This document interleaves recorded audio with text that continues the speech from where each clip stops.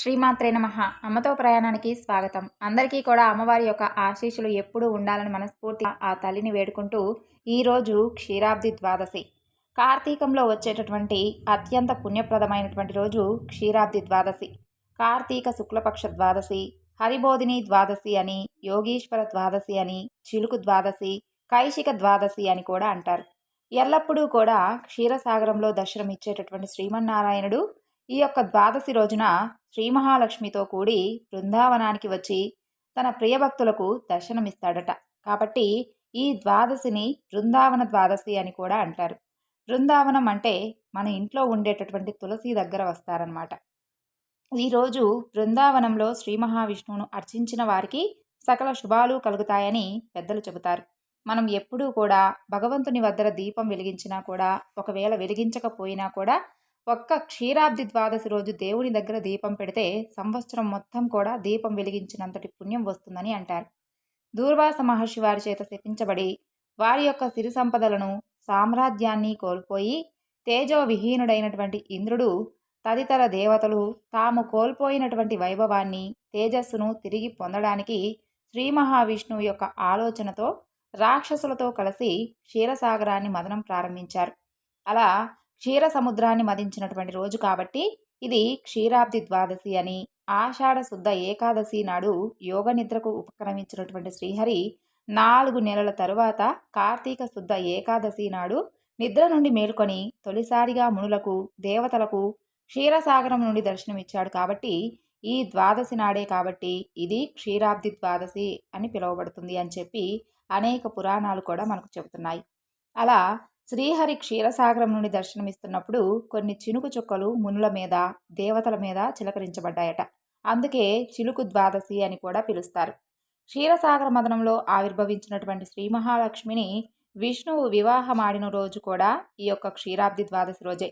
అందుకే పవిత్రమైనటువంటి ఈ రోజు వీరి కళ్యాణం జరిపించడం సర్వశుభప్రదమన్నటువంటి భావనతో విష్ణు స్వరూపమైనటువంటి ఉసిరి కొమ్మకు, లక్ష్మీ స్వరూపమైనటువంటి తులసి మాతకు వివాహం జరిపిస్తారు.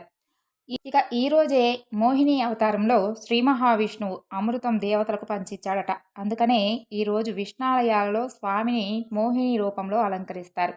సుగంధ ద్రవ్యాలు కలిపినటువంటి క్షీరాన్ని అమృత భావనతో భక్తులకు స్వామి ప్రసాదంగా పంచుతారు. మన పురాణ ఇతిహాసాలలో తులసి మాతకు ఉన్నటువంటి ప్రాముఖ్యత, ప్రాధాన్యం వెలకట్టలేనిది. తులసిని సాక్షాత్తు శ్రీమన్నారాయణుడి యొక్క స్వరూపంగా, లక్ష్మీ సమేతంగా మన పురాణాలు చెబుతున్నాయి. అందువలనే తులసిని పూజించిన వారి ఇంట ధనధాన్యాదులకు ఎలాంటి లోటు ఉండదని, వారి ఇంట సిరులు పండుతాయని నమ్ముతారు. తులసి పూజ వలన అపారమైనటువంటి పుణ్యఫలాలు కూడా సంప్రాప్తిస్తాయి. సత్యభామాదేవి తులాభారమున రుక్మిణీదేవి తులసీదళం నుంచి తూచి కృష్ణుని తన వాడుగా చేసుకుంది. దీనితో కృష్ణుడికి తులసి అంటే ఎంత ఇష్టమో మనకు తెలుస్తుంది. గోదాదేవి తులసీ దండలను శ్రీరంగనాథునికి అర్పించి అతనికి ఇష్టురాలైనటువంటి శ్రీరంగనాథుని సాన్నిధ్యం పొందింది. వనవాసంలో కూడా సీతాదేవి తులసిని పూజించింది. తులసి వృత్తాంతం, తులసి యొక్క ప్రశంస మన పురాణాలలో అనేక చోట్ల ప్రస్తావించి ఉంది. తులసి మాత యొక్క జన్మ వృత్తాంతం తెలిపేటటువంటి పురాణ కథ ఒకటి ఉంది. అది ఇప్పుడు మనం తెలుసుకుందాం. తులసి మధురా నగరంలో ఒక గొప్ప కన్య. శ్రీకృష్ణుని అనురాగాన్ని అపారంగా పొంది ఉన్నటువంటి గొప్ప కన్య. తులసి శ్రీకృష్ణుల యొక్క అనురాగాన్ని ఓర్వలేనటువంటి రాధ శాపానికి గురై భూలోకాన మాధవి, ధర్మధ్వజులను రాజదంపతులకు జన్మించింది.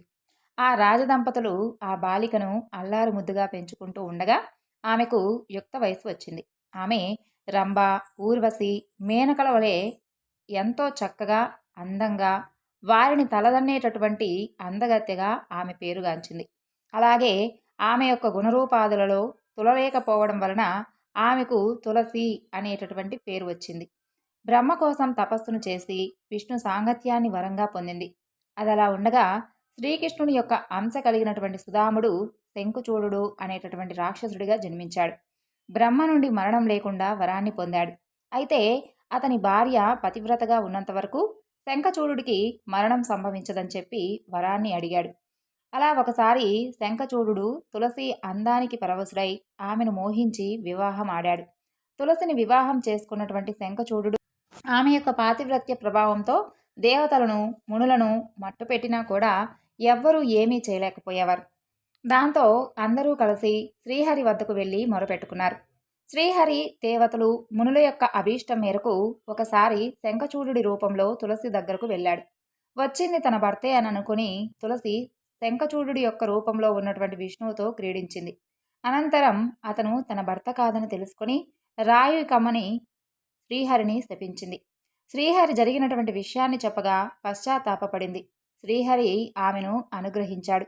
ఆమె అప్పటి నుండి లక్ష్మీదేవితో సమానంగా పూజింపబడుతుందని, ఆమె యొక్క శరీరం గండకీ నది అయి ప్రవహించి పుణ్యప్రదమవుతుందని శ్రీహరి వరమిచ్చాడు.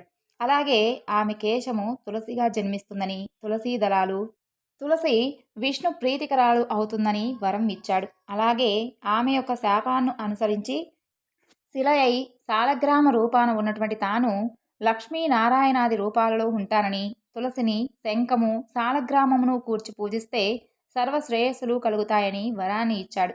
ఆనాటి నుండి తులసి లక్ష్మీ స్వరూపంగా పూజింపబడుతూ ఉంది.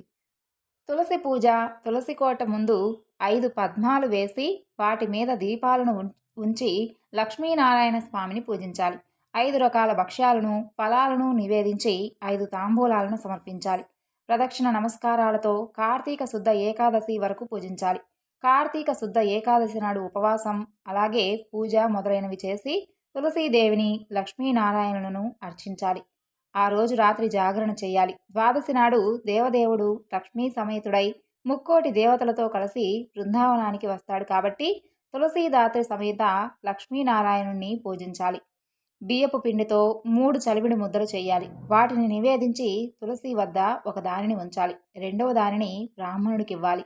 3వ దానిని రోటిలో ఉంచి పాలు పోసి చెరుకు గడలతో దంచాలి. అలా చేయడం వలన విశేషమైనటువంటి పుణ్యఫలాలు లభించి మోక్షం కలుగుతుందని పురాణాలు చెబుతున్నాయి.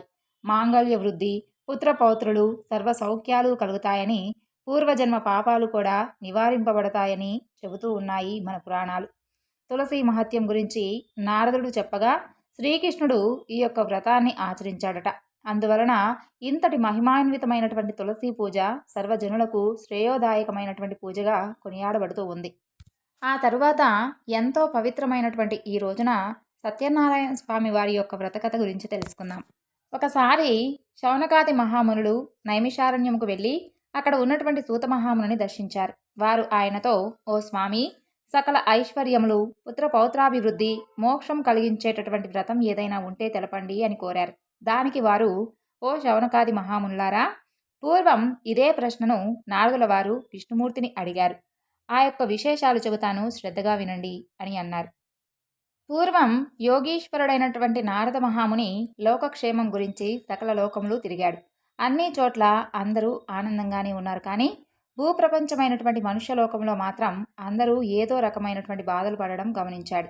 ఆ దుఃఖం మనసుకు సంబంధించింది కావచ్చు, శరీరానికి సంబంధించింది కావచ్చు, తన ధాన్యాల కోసం కావచ్చు, కారణం ఏదైనా కానీ దుఃఖ శాతం మాత్రం ఎక్కువగా ఉంది. అది చూసినటువంటి నారదముని చాలా విచారించి తక్షణ కర్తవ్యం కోసం సరాసరి విష్ణుమూర్తి వద్దకు వెళ్ళాడు. అక్కడ నిర్మల శరీర కాంతితో 4 చేతులలో శంఖచక్ర గదా పద్మములు కలిగి సర్వాలంకృతుడైనటువంటి విష్ణుమూర్తిని దర్శించి భక్తితో పూజించి, ఓ పరమేశ్వర, నీవు అపరిమితమైనటువంటి శక్తి గలవాడువు, సర్వలోకాలకు మేలు చేయగలిగిన వాడువు, భక్తుల కోరికలు తీర్చగలవాడువు అని అనగా అది విన్నటువంటి శ్రీమన్నారాయణుడు, భక్త, ఏమి నీ కోరిక అని అన్నాడు. దానికి నారద మహాముని, ఓ భగవంతుడా, మానవలోకంలో ప్రతి ఒక్కరూ కూడా ఏదో విధంగా బాధపడుతూ ఉన్నారు. ఒక్కరు కూడా సంతోషంగా నాకు కనిపించలేదు. వారి కష్టాలు తీరేటటువంటి మార్గం లేదా? నీవు తలుచుకుంటే వారికి తరుణోపాయం చూపించలేవా? నా మీద నీకు ఏమాత్రం దయ ఉన్నా వారి మీదకు ఆ యొక్క కృపారసాన్ని విస్తరించు అని అన్నాడు. నారదముని యొక్క దయాగుణానికి సంతోషించి ఆ దేవదేవుడు, ఓ నారద, లోక శ్రేయస్సు కోసం నీవు మంచి చేయదలుచుకుంటే నేనెందుకు సహాయపడను? అలాగే నీవు మానవులు తలుచుకోవాలే కానీ వారి కష్టం చిటికలో తొలగిపోయేటటువంటి వ్రతం ఒకటి ఉంది. ఎంతో పుణ్యం కలిగించేటటువంటి, కష్టాలను నివారించేటటువంటి వ్రతం. దాని పేరు సత్యనారాయణ వ్రతం. దానిని యథావిధిగా ఆచరిస్తే ఇహలోకంలో సర్వసుఖాలు, పరలోకంలో మోక్షము రెండూ కలుగుతాయి అని అన్నాడు. ఓ స్వామి, ఆ యొక్క వ్రతఫలం ఎలాంటిది? దాని విధానం ఏమిటి? ఇంతకు ముందు దీన్ని ఎవరు చేశారు? ఎప్పుడు చేయాలి? ఇవన్నీ కూడా వివరంగా చెప్పండి అని అన్నాడు నారదుడు. అప్పుడు శ్రీహరి, దీనిని ఆషాఢంలో కానీ, కార్తీక మాసంలో కానీ, మాఘమాసంలో కానీ, వైశాఖంలో కానీ, ఏకాదశి రోజు కానీ, పౌర్ణమి నాడు కానీ, సూర్య సంక్రమణ రోజున కానీ చేస్తే శ్రేష్టం. అలా అని ఈ రోజుల్లోనే చేయాలని ఏమీ లేదు. ఏ రోజన్నా, ఏ నెలలో అన్నా, ఏ సంవత్సరంలోనైనా చేయవచ్చు. నెలకొకసారైనా చేయవచ్చు. సంవత్సరానికి ఒకసారైనా చేయవచ్చు. రాజులైతే యుద్ధం ప్రారంభించే ముందు వరకు, అలాగే వర్తకులైతే వ్యాపారం మొదలుపెట్టే ముందు కానీ, ఏదైనా కానీ పని ప్రారంభించే ముందు కానీ, ఆపద కలిగినప్పుడైనా, డబ్బు సమస్యలు ఎదురైనప్పుడైనా, ఎప్పుడైనా చేయవచ్చు. పొద్దున లేచి కాలకృత్యాలు తీర్చుకొని ఈ విధంగా సంకల్పం చెప్పుకోవాలి. దేవతలందరికీ ప్రభు అయినటువంటి ఓ భగవంతుడా, నీ ప్రీతి కొరకు నేను సత్యనారాయణ వ్రతం చేయబోతున్నాను. ఓ లక్ష్మీపతి, నాపై ప్రసన్నుడవు కమ్ము. నీ యొక్క ప్రీత్యర్థం సత్యనారాయణ వ్రతం చేయగలను.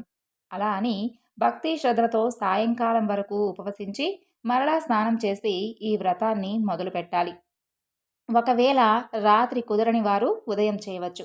పూజా గృహాన్ని శుద్ధి చేసి పిండితో ముగ్గులు వేసి అక్కడ ఒక పీటపై అంచు కలిగినటువంటి ఒక కొత్త తెల్ల తువ్వాలు పరచాలి. దాని మీద బియ్యం పోసి ఒక కలశ పాత్ర, వెండి కానీ, రాగి కానీ, ఇత్తడి కానీ, ఏదైనా కానీ పెట్టి దాని మీద కొబ్బరికాయనుంచి దాని మీద రవికెల గుడ్డను ఉంచాలి. ఆ పీటపై బియ్యం మధ్యలో సత్యనారాయణ స్వామి వారి యొక్క ప్రతిమను చేయించి పెట్టవలను. అది కుదరని వారు ఫోటో పెట్టి పూజ చేయవచ్చు.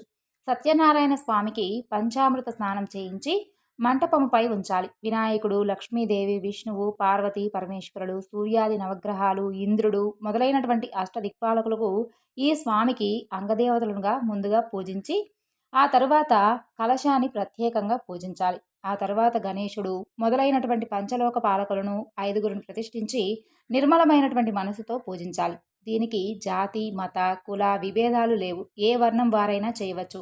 స్త్రీలు కూడా చేయవచ్చు. నారదా, ఈ వ్రతం అన్ని రకాల సంపదలను ఇస్తుంది, దుఃఖాలను తొలగిస్తుంది, ధనం వృద్ధి చెందుతుంది, పుత్ర పౌత్రాభివృద్ధి కలిగేలా చేస్తుంది, వేయేల సకల సౌభాగ్యాలు కలుగుతాయి అని అన్నాడు. ఒక మంచి రోజు చూసి బంధుమిత్రులను పిలిచి పంచభక్ష ప్రమాణాలు చేసి పూలు, ఫలాలు, భక్తి శ్రద్ధలతో పూజ జరిపి బ్రాహ్మణులకు దక్షిణ తాంబూలాలిచ్చి బంధుమిత్రులకు విందు భోజనాలు పెట్టి ప్రసాదం తాను తిని ఇతరులకు పెట్టాలి. అలా చేస్తే వారు కోరిన కోరికలు తప్పకుండా తీరుతాయి. ఈ వ్రతం విశేషంగా కలియుగంలో విశేషమైన ఫలితాలను ఇస్తుంది అని విష్ణుమూర్తి నారదునికి చెప్పినట్లు సూత మహాముని శౌనకాది మునులకు చెప్పారు. ఆ తరువాత, ఓ ఋషులారా, పూర్వం ఈ వ్రతమును ఎవరు ఆచరించారో చెప్తాను వినండి. కాశీ పట్టణంలో ఒక చాలా బీదమైనటువంటి బ్రాహ్మణుడు ఉండేవాడు. కనీసం తినడానికి సరైనటువంటి తిండి లేక చాలా బాధపడుతూ ఉండేవాడు. అతని బాధను చూసి జాలిపడి శ్రీమన్నారాయణుడు ఒక ముసలి బ్రాహ్మణుడి రూపంలో ప్రత్యక్షమై అతని కష్టంలేమిటో చెప్పమని అడుగుతాడు. ఆ బ్రాహ్మణుడు తన పేదరికం తొలగేటటువంటి మార్గం చెప్పమని కోరుకుంటాడు. దానికి మహావిష్ణువు సత్యనారాయణుడు అనేటటువంటి పేరు కలిగినటువంటి విష్ణువును పూజిస్తే సకల కోరికలు తీరుస్తాడు, సమస్త దుఃఖాలు తొలగిస్తాడు. నీవు ఆ వ్రతం చేయమని ఆ వ్రతం యొక్క వివరాలు చెప్పి అక్కడికక్కడే అంతర్ధానమయ్యాడు. ఆ రాత్రి ఆ బ్రాహ్మణుడు నిద్రపోకుండా వ్రతాన్ని చేయాలి అని చెప్పేటటువంటి సంకల్పంతో మేల్కొని ఉండి మర్నాడు ఉదయాన్నే భిక్షాటనకు బయలుదేరాడు. ఆశ్చర్యంగా రోజు కన్నా కూడా చాలా ఎక్కువగా ధనం సమకూరింది. దానితో బంధుమిత్రులను పిలిచి వ్రతం చేశాడు. ఆ దేవదేవుడు చెప్పిన విధంగా అతని కష్టాలన్నీ కూడా తొలగి సర్వ సంపదలకు అధికారి అయ్యాడు. అప్పటి నుండి అతను ప్రతి నెలా కూడా ఈ వ్రతాన్ని చేసి అన్ని పాపాల నుండి విముక్తి పొంది అతి దుర్లభమైనటువంటి మోక్షాన్ని పొందాడు.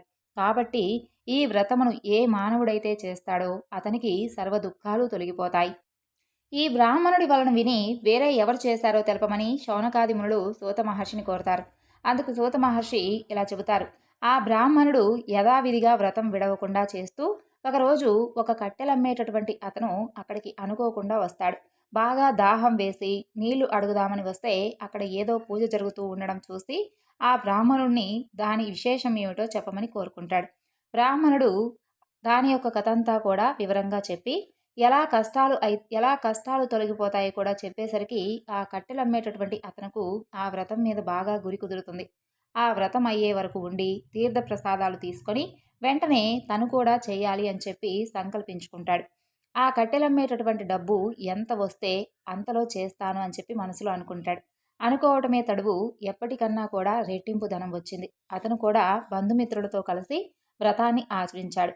నిర్మలమైనటువంటి మనసుతో మంచి అరటిపళ్ళు, చక్కెర, నెయ్యి, పాలు, గోధుమ పిండి మొదలైనటువంటి వాటిని సేకరించుకొని భక్తితో వ్రతాన్ని ఆచరించి నైవేద్యం పెట్టాడు. ఈ యొక్క వ్రత మహత్యముచే ఆయన కూడా పుత్ర పౌత్రాభివృద్ధి కలిగి ఇహలోకంలో సుఖ సంతోషాలతో జీవించి సత్యలోకమునకు చేరుకున్నాడు. అలా పూర్వం సత్యవాక్కు కలిగినటువంటి ఉల్కాముకుడు అనేటటువంటి రాజు ఉండేవాడు. అతను సత్ప్రవర్తన కలిగి ఉండేవాడు. అటు భద్రశీల అనేటటువంటి నదీ తీరమున భార్యతో కలిసి సత్యవ్రతం ఆచరిస్తూ ఉండేవాడు. అలా వ్రతం చేస్తూ ఉండగా అక్కడికి వ్యాపారం చేసేటటువంటి ఒక వైశ్యుడు వచ్చి, ఓ రాజా, ఇది ఏమి వ్రతం, దీని యొక్క ఫలితం ఏమిటి అని అడిగాడు. అందుకు ఆ రాజు వివరంగా చెప్పి, నాకు పిల్లలు లేరు, పిల్లలు కలగడానికి చేస్తున్నాను అని చెప్పగానే ఆ వైశ్యుడు, రాజా, నాకు కూడా పిల్లలు లేరు, నేను కూడా ఈ వ్రతాన్ని చేస్తాను అని అంటూ ఆ రోజు వ్యాపారానికి స్వస్తి చెప్పి తొందరగా ఇంటికి వెళ్ళి భార్య అయినటువంటి లీలావతికి ఆ విషయం చెబుతాడు. తనకు ఎప్పుడూ కూడా అసలు ఇలాంటి వ్రతం ఎప్పుడూ నేను వినలేదండి, కాబట్టి మనకు ఎప్పుడైతే సంతానం కలుగుతుందో అప్పుడే ఈ వ్రతాన్ని ఆచరిస్తామని చెప్పి ఇద్దరూ మొక్కుకుంటారు. కోరిన కోరికలను తీర్చేటటువంటి సత్యదేవుడు అతనికి ఒక కుమార్తెను ప్రసాదిస్తాడు. ఆపద మొక్కులు సంపద ముప్పులు అని ఆ మాటను ఊరికే అనలేదు కదా. ఆ అమ్మాయికి కళావతి అని చెప్పి నామకరణం చేస్తారు. కానీ ఆ వేడుకలో స్వామిని మర్చిపోతాడు. ఆ అమ్మాయి పెరిగి పెద్దదవుతుంది, యుక్త వయసు వస్తుంది. భార్య సత్యదేవుని మొక్కు గురించి ఎప్పుడూ కూడా గుర్తు చేస్తూ ఉన్నా అమ్మాయి పెళ్లిలో చేద్దాంలే అని చెప్పి అతను మాటను దాటి వేసేవాడు. అలా తగినటువంటి వరుని గురించి విచారిస్తూ కాంచీపురంలో గుణవంతుడు అందగాడు అయినటువంటి వైశ్య కుమారుడు ఉన్నాడని చెప్పి విని అతనితో పెళ్లిని నిశ్చయిస్తాడు. అప్పుడైనా సరే మాట నిలబెట్టుకున్నాడా అంటే పెళ్లి సంబరంలో పడి ఆ దేవదేవుణ్ణి మర్చిపోయాడు. దేవుడి యొక్క సహనానికి కూడా ఒక హద్దు ఉంటుంది కదా. దాంతో నారాయణమూర్తి కోపించిన వాడై తగినటువంటి సమయం కోసం వేచి ఉన్నాడు. అలా కొంతకాలం గడిచిన తర్వాత ఆ మామ అల్లుడు ఇద్దరూ కలిసి వ్యాపార నిమిత్తం చంద్రకేతు రాజకుమారుడు ఉండేటటువంటి రత్నసానుపురానికి వెళతారు. ఆడిన మాట తప్పినటువంటి వైశ్యునకు గొప్ప దుఃఖం కలగాలని సత్యనారాయణ స్వామి శపిస్తాడు. ఆ యొక్క శాపం వలన ఎవరో చేసినటువంటి నేరానికి వీరు బలవుతారు.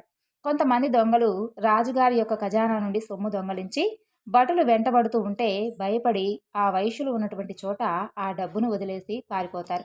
ఇంకేముంది, ఆ భటులు మామ అల్లులను పట్టుకొని వెళ్ళి రాజుగారికి అప్పగిస్తారు. రాజు వారిని భయంకరమైనటువంటి కారాగృహంలో బంధించి వారి డబ్బంతా కూడా స్వాధీనపరుచుకుంటాడు. అయితే వారి కష్టాలు మాత్రం అక్కడితో ఆగలేదు. సత్యనారాయణ స్వామి వారి యొక్క శాపావసాన అక్కడ ఇంటి దగ్గర పరిస్థితి కూడా విషమించింది. ఇంట్లో దొంగలు పడి సొమ్మంతా కూడా అపహరించారు. తినడానికి తిండి లేక, సరైనటువంటి ఆరోగ్యం లేక ఇల్లిల్లు తిరిగి డబ్బు సంపాదించి బ్రతుకుతూ ఉండేవారు. అలా తిరుగుతూ ఉండగా కళావతి ఒకరోజు ఒకరింట్లో సత్యనారాయణ స్వామి వారి యొక్క వ్రతం చేస్తూ ఉంటే చూసి చివరి వరకు ఉండి తీర్థప్రసాదాలు తీసుకొని ఇంటికి వస్తుంది. ఆలస్యంగా ఇంటికి చేరినటువంటి తన కూతురును ముందు విషయం వినకుండా నానా దుర్భాషలాడింది తల్లి. ఆ తరువాత విషయం విని తన తప్పును తెలుసుకుంటుంది. అంతేకాకుండా తాము మర్చిపోయినటువంటి సత్యదేవుని యొక్క వ్రతం ఇప్పటికైనా చెయ్యాలి అని చెప్పి నిశ్చయించుకొని భర్త అల్లుడి రాక కోసం ఆగకుండా వెంటనే బంధుమిత్రులతో కూడి ఆ యొక్క వ్రతాన్ని నిష్ఠగా చేసి భక్తిగా దేవుణ్ణి వేడుకుంటుంది. తన భర్తను అల్లుణ్ణు ఇంటికి క్షేమంగా చేర్చమని వేడుకుంటుంది. పశ్చాత్తాపానికి మించినటువంటి శిక్ష లేదని లీలావతి పశ్చాత్తాపానికి భక్తి శ్రద్ధలకు కలిగినటువంటి సత్యదేవుడు వెంటనే తగినటువంటి చర్య తీసుకున్నాడు. సత్యదేవుడు చంద్రకేతు మహారాజు కలలో కనిపించి ఆ వైశ్యులు అమాయకులని, వారిని విడుదల చేసి వారి డబ్బులు వారికిమ్మని, అలా చేయనటువంటి పక్షంలో అతనికి రాజ్య నష్టం, పుత్రశోకం, ధన నష్టం కలుగుతుందని చెబుతాడు. సత్యదేవుడు కోరిన రీతిగానే ఆ రాజు మరునాడు నిండు కొలువులో తన యొక్క స్వప్న వృత్తాంతం చెప్పి ఆ వైశ్యులను చెర నుండి విడిపిస్తాడు. ఆ వైశ్యులకు ఇక భయం లేదని, దైవవశం వలన ఈ యొక్క దుఃఖం కలిగిందని చెప్పి వారికి స్నానపానాదులు చేయించి మంచి బట్టలు ఇచ్చి వారికి రెట్టింపు డబ్బును ఇచ్చి వెళ్ళి రమ్మని చెప్పి ఆశీర్వదించి పంపిస్తాడు. అలా రాజు వద్ద సెలవు తీసుకొని ఆ వైశ్యులు తమ ఊరికి తిరుగు ప్రయాణం చేస్తూ ఉంటారు. వారిని పరీక్షించడానికి సత్యనారాయణ స్వామి వారు త్రిదండి సన్యాసి వేషధారి అయి వచ్చి, మీ ఓడలో ఏమి ఉంది అని చెప్పి అడుగుతాడు. ఆ వైశ్యులు ఈ సన్యాసిని లెక్క చేయక పొగరుగా, ఓ దండి, ఏముంటే నీకెందుకు, దొంగలించడానికి ఏమైనా వచ్చావా, ఆకులు అలములు తప్ప ఏమీ లేవు పొమ్మని చెప్పి పరిహాసలాడతారు. తదాస్తు అని అంతర్ధానమయ్యాడు. దండి వెళ్ళిన తరువాత వైశ్యుడు లేచి ఓడకేసి చూడగా అతను పలికిన విధంగానే ఆకులు అలములు తప్ప ఏమీ లేకపోవడంతో మూర్చపోయినంత పనయి దుఃఖించసాగాడు. అల్లుడు వెంటనే, మామా, ఇది త్రిదండి శాపమే. ఆయన చూస్తే సర్వశక్తి సంపన్నుడుగా ఉన్నాడు. ఎలాగైనా సరే అతని వద్దకు వెళ్ళి వేడుకుందాం పదండి అని అన్నాడు. అలాగే మామ అల్లుడు త్రిదండిని వెతుకుతూ వెళ్ళి ఆయన చూసి వినయంగా ఆయన ముందు మోకరిల్లి తెలియక చేసినటువంటి అపరాధాన్ని మన్నించండి అని పదే పదే వేడుకున్నారు. అప్పుడు ఆ త్రిదండి, బాధపడకు, నువ్వు నీ మాటను ఉల్లంఘించావు, నా పూజకు విముఖుడవయ్యావు, అందుకే నీకు మాటి మాటికి దుఃఖం కలుగుతుంది అని అన్నాడు. అప్పుడు జ్ఞానోదయమైనటువంటి ఆ వైశ్యుడు వెంటనే దేవదేవుణ్ణి ఇలా కీర్తించాడు. ఓ నారాయణమూర్తి, బ్రహ్మాది సమస్త దేవతలే మాయామోహితులై ఒక్కొక్కసారి నీ యొక్క గొప్పతనమును గుర్తించలేరు. మూఢుడైనటువంటి నేనెలా తెలుసుకోగలను? కాబట్టి ఆగ్రహించకుండా ప్రసన్నుడవు కమ్ము. నా శక్తి కొలది నేను తప్పకుండా ప్రార్థిస్తున్నాను. నాకు నా ధనం తిరిగి ప్రసాదించు స్వామి అన్నటువంటి ప్రార్థనకు ప్రసన్నుడైనటువంటి ఆ దేవదేవుడు వారి కోరికను నెరవేర్చాడు. మరలా ధనంతో నిండినటువంటి ఓడతో తిరుగు ప్రయాణం కట్టారు. అలా వారి యొక్క ఊరును సమీపించగానే వారు వస్తున్నటువంటి వార్త చెప్పమని తన యొక్క ముఖ్యభటుడిని పంపిస్తారు. అదే సమయంలో అక్కడ కళావతి, లీలావతి సత్యనారాయణ స్వామి వారి యొక్క పూజను చేస్తూ ఉంటారు. అది చివర్లో ఉంటుంది. ఆ సంతోషకరమైనటువంటి వార్త విన్న వెంటనే తల్లి పూజ ముగించి కళావతిని రమ్మని తాను ముందుగా వెళుతూ ఉంది. భర్త క్షేమంగా వచ్చాడన్నటువంటి సంతోషంతో కళావతి తీర్థప్రసాదాలు తీసుకోకుండానే ఒడ్డుకు పరిగెత్తుకొని వచ్చింది.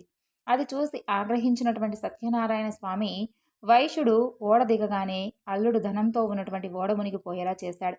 కళావతి భర్త కనపడకపోవడంతో ఎంతో దుఃఖించింది. ఆమె యొక్క దురావస్థ చూసి తండ్రి, బంధువులు అందరూ కూడా చాలా బాధపడ్డారు. లీలావతి భర్తను చూసి, ఓ స్వామి, ఇదంతా కూడా ఆ భగవంతుని యొక్క మాయ, ఆ నారాయణుని యొక్క మాయను తెలుసుకునేవారు ఎవ్వరూ లేరు అని విలపిస్తూ ఉంది. కళావతి తన భర్తతో సహగమనం చేయడానికి ఉద్యుక్తురాలైంది. ఆ వైశ్యుడు తన శక్తి కొలది సత్యదేవుని పూజ చేస్తాను అని ఆ దేవుని తలుచుకొని పదే పదే సాష్టాంగ నమస్కారం చేశాడు. అప్పుడు సత్యదేవుడా వైశ్యుని యొక్క భక్తి విధేయతలను చూసి ప్రసన్నుడై అశరీరవాణిగా ఇలా పలికాడు. సాధు, నీ కుమార్తె నా ప్రసాదమును తినకుండా భర్తను చూడడానికి పరిగెత్తుకుని వచ్చింది, అందుకే ఇలా జరిగింది. ఇప్పుడు ఇంటికి వెళ్ళి ప్రసాదం తిని వస్తే అంతా సవ్యంగా జరుగుతుంది అని చెప్పగానే కళావతి అలాగే చేసింది. ఆమె భర్త నవ్వుతూ ఒడ్డుకు చేరుకున్నాడు. అక్కడికక్కడే అప్పటికప్పుడే ఆ వైశ్యుడు సత్యదేవుని పూజ చేసి ఆ తరువాతే ఇంటికి వెళ్ళాడు. అప్పటి నుండి ప్రతి పూర్ణిమకు, సంక్రాంతికి ఈ వ్రతం ఆచరించి ఇహపర సుఖాలను పొందాడు. ఆ తరువాత ప్రజారంజకంగా పాలించేటటువంటి తుంగధ్వజుడు అనేటటువంటి రాజు ఒకడు ఉన్నాడు.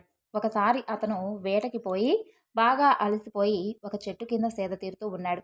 అక్కడ అదే చెట్టు వద్ద గోపకులు ఎంతో భక్తితో సత్యనారాయణ స్వామి వారి యొక్క పూజ చేసి ఆ తరువాత రాజుగారికి భక్తి శ్రద్ధలతో ప్రసాదం తీసుకుని వచ్చి ఇచ్చారు. వారు తక్కువ కులస్తులు అని వారు ఇచ్చినటువంటి ప్రసాదం భుజించడం ఇష్టం లేక ఆ రాజు అది తినకుండానే తన రాజ్యానికి వెళ్ళిపోయాడు.